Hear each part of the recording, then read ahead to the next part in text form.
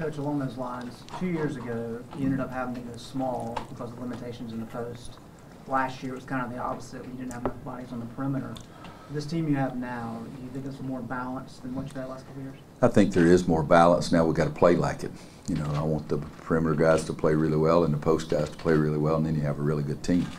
And we had that in, I guess, the last really, really good team consistently was 2012, even though last year at times we were pretty doggone good. But that team had the consistency of and the balance of inside and outside scoring. But we do have some people there. Now they got to step up and just do it. And 3 practices is all we've had, and I've been pleased with the workouts.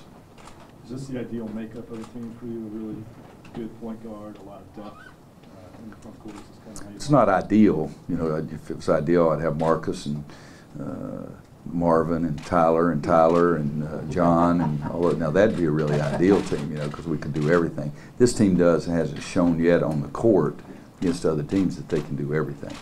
We still don't have anybody that's proven they can be an inside scorer, whether it's Tyler Hansbrough, Tyler Zeller, Sean May.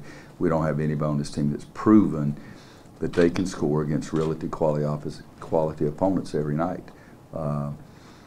We haven't proven yet that more than one guy can step out to the three-point line and make the shot.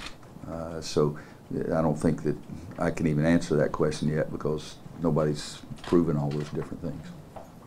When we see Kennedy, we obviously see a different looking guy from last year. What have you seen that's different about him as a player? Well, he's running better. He's more explosive. I want him to be more aggressive thinking. You know, that doesn't mean foul people. Get the ball and go stronger to the basket. You're not carrying 285 to 295 now to explode up there and get it closer to the rim when you do it. I think he's got to realize that he's worked his tail off the court to do something. To me, it's a lot more difficult than changing as a basketball player. I mean, losing 25, well, came in at 319, he's in 270 to 275 range now.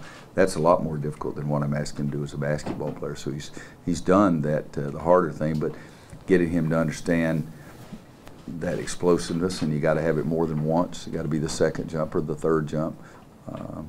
Be more aggressive, and the thinking part that I need you to score.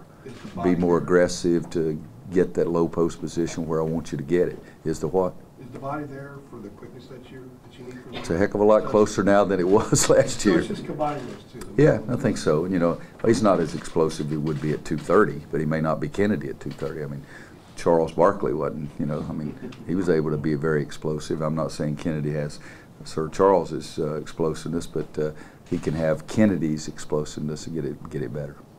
Of the practices you've had so far, what have you seen from Justin Jackson and from the most impressive? He's got the knack. I mean, he really does, which we saw when we recruited him too, is he's a very efficient player. Ball bounces around, all of a sudden it bounces to him and he lays it up. You know, it's a pretty good trait, but he is a very efficient player that got to get him to be a little bit better on the defensive end of the floor, got to get him bigger and stronger so he can help us on the backboards. But like I said the other night in the pickup game for a late night, he misses his first shot and then makes the next 8, 7, whatever it was, 7 or 8. So it helps us, and 3 practices in is a little too early to try to say much more than that, though. With this freshman group, is this one of the more, you talked about Justin a second ago, as a whole, is the group one of the more college-ready freshman groups you've had in the past couple of years? Oh, man. I'm just thinking you asked a question. This is my 27th year as a coach, so it's hard to think of every group of freshmen. They know how to play. All 3 of them know how to play basketball. It's not just been give the ball to me and let me go score. They can make the easy play when it's supposed to be made.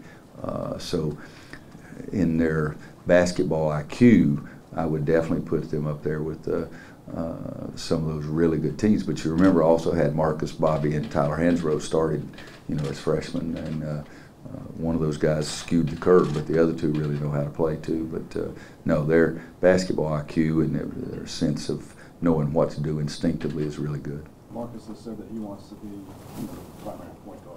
Assuming he starts there, how do you see the other guards about shaking out at this point? How wide open is that? Same question, same answer. I have no idea. It's 3 practices, guys, and I could start all 3 of them. You know, and I could start one of them.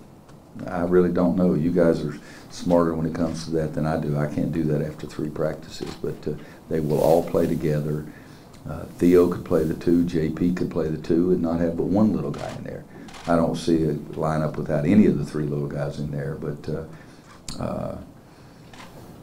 yeah, that's a question that's not even close to being answered because, you know, we got a lot of time left before we get to that. Pardon? Can Justin fit in the mix too? Not at the 2, no. But again, thinking what you've been here a couple of times, our 2 and 3 are the same spot. It's just the ball will go right or left. It's mirrored, which means it's the same job. But right now, I would have one of the little guys, and then JP or Theo, and then Justin. You know, so he's only down to about 7th or 8th guy. Does that kind of give you flexibility to kind of mix and match lineups depending on who you're playing and what their strengths are? You know, some people do that. I don't. I mean, I try to pick the 5 guys that deserve it the most and play them, and let everybody else adjust to our best lineup. And that's what I'll do, whether it's Marcus and Justin at the 2, and JP at the 3, and Luke Davis and Nate Britt at 4 and 5. If those are the best 5, that's what I'm going to do, and everybody else is going to have to adjust. But I've never really changed lineups to match somebody else's lineup. But, you know, so to ask a question about going big, I do feel that we have more balance. But I'm not going to be against playing Justin Jackson at the 4 if he's more effective. And so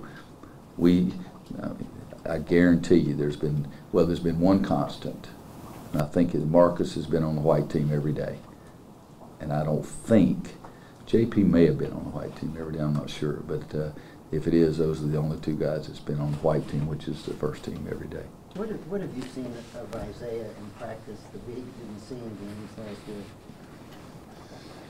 Oh, nothing, with the exception of you saw it. You would see the brief flash of the dunk against Louisville and Mohegan Sun, or you'd see it, but I've seen it more often of those plays, particularly in Nassau. He had a chance to, I mean, wasn't he a leading scorer in one game, 17 or 18, 19? He could have had 30 if he'd make a layup, you know, that kind of thing. So it's time for the same answer over here. I don't care if it's Bryce or Isaiah or who it is, but somebody's got to step forward. But he has more ability than he's comfortable showing. I got to get him to understand you're pretty doggone good. Step out there and be more aggressive, because when you have that ability, show it. And I think that's one thing with Isaiah. He just hasn't shown that yet that he can do it, but he can.